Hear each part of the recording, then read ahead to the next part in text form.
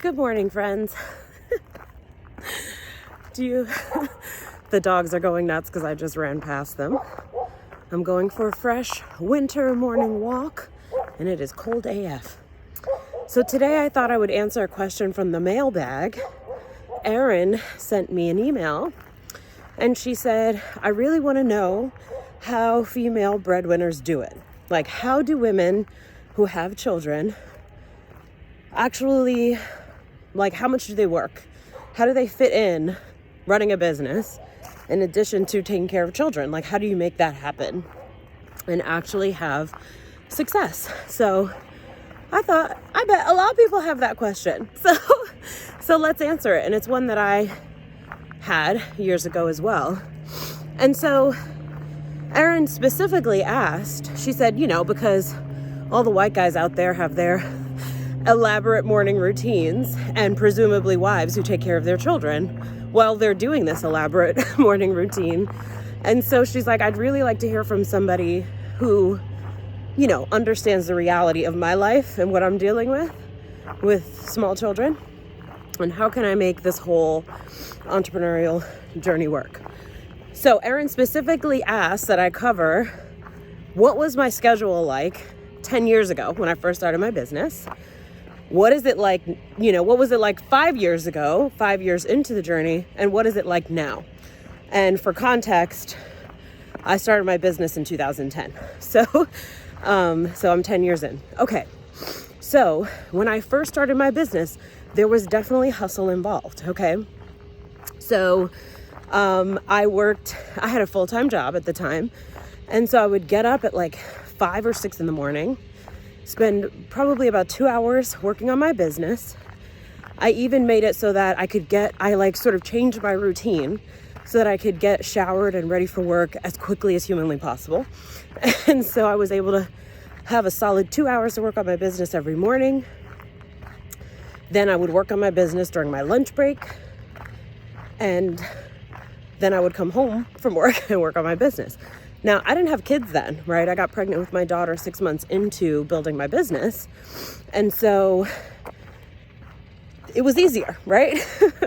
Once I had my daughter, things changed, and I wound up working in the evenings a lot more because that's when she was sleeping.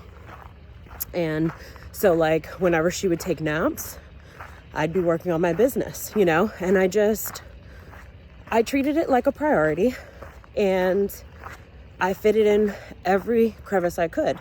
And one of the things that I did when my daughter was really young, I'm talking like 3 months, is a practice that still serves me today, is that I would leave. Like, my husband would come home from school because he was in school at the time during the day. And so he would come home from school and I'd say, okay, your turn. I'm leaving. And so I would leave. I would go to Barnes & Noble and I would take a journal, or I would take my laptop, and I would work on my business. I would work on my business plans. I would come up with ideas. And that's how I got it done. It's like I would carve out probably 2 to 3 hours, 2 to 3 nights a week, right? When I knew like my daughter was going to be sleeping, because I was breastfeeding also. So I would nurse her and I knew she'd be taking a 2 to 3 hour nap. I'd go to a Barnes & Noble 15 minutes away. My arm is killing me because I just did a killer shoulder and back workout yesterday, and now I don't feel like holding up this damn camera.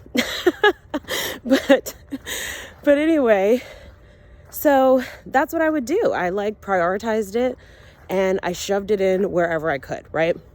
And at that time I was working a lot whenever I could, because one, I had that sort of like new business energy and excitement, but two, you have to put in that sweat equity in the beginning, right? It's a work hard won situation, right? Like creating my product, Small Business Bodyguard, that was tons of weekends and early mornings and late nights that I did not spend with my kids so I could write that product. But then it was done and I earned money from it. Still today, I created that in 2013 and I'm still making money from it in 2020. So you can see how your efforts compound and you don't have to work that hard the whole way through. All right.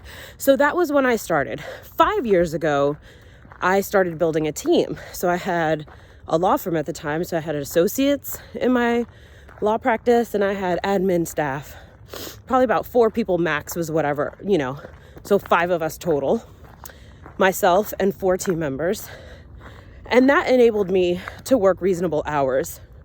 So I worked, probably about a 40 to 50 hour work week. Just, getting my kids ready for daycare, take them, drop them off, or my husband would drop them off. And then I would work during the day and they would come home about 5 o'clock. So that left us, plenty of time during the day to get work done. So that was 5 years ago. Now, my schedule is fucking amazing, you guys. So my schedule now is on Mondays, I just handle team meetings and kind of work with my team. Tuesdays is when I do a lot of coaching and teaching and client-facing stuff. Wednesdays, I block the whole day. Typically, I have either the day off. I call it a CEO day, so it's a day to think. You actually need thinking time when you're running a business. So I use that time to think about my business and what do I want to accomplish?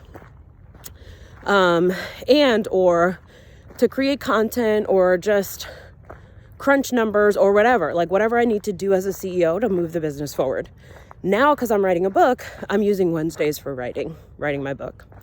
Thursdays, I coach my clients, and Fridays is a self-care day. So I don't work on Fridays typically. I might take a call or two sometimes, but typically on Fridays, I'll get my hair done. I go to a session with my trainer. I spend time with my husband, and that's my Fridays. So now my work schedule is really fucking amazing. And I have only 2 days a week that I'm really on, and that feels really good.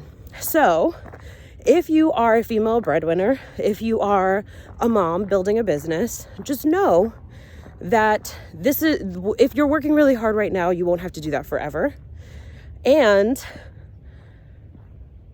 there's hope, right? Because that work that you are doing right now will compound. Those efforts will be paying off continuously over the years. So work hard once, do work that is solid, that matters, that you can build a business on.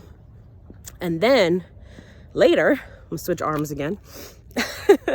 Later, you'll be enjoying the fruits of that labor that you did years ago, and therefore you won't have to work as hard, okay? So that is my answer to your question, Erin. And I want to share one more thing, even though I know this video is getting long. I saw an article today that was written by a social psychologist who said that laziness actually doesn't exist, only circumstances, right? The reason you're not getting whatever work you need to get done in your business is not because you're lazy. It's because your circumstances are making it challenging for you to get the things done that you want to get done. So that means that all you have to do is focus on your circumstances. How can you change your current situation? And in what ways, right? Can you do a swap with a neighbor and have them watch your child for a couple of hours a week, and you, in exchange, do the same?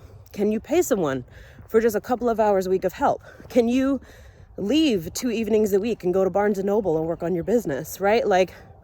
What can you change? What can you cut out? Can you stop watching Netflix all night? What do you have to change about your situation? It could be as simple as getting a meal planning kit so that dinner goes faster and now you have more time in the evening to work on your business, right? So don't beat yourself up about what you're not getting done. Instead, focus on the circumstances and how can you change them to allow yourself to win. So that's my video for today, y'all. I hope it was inspiring, and I'll see you guys soon. Bye.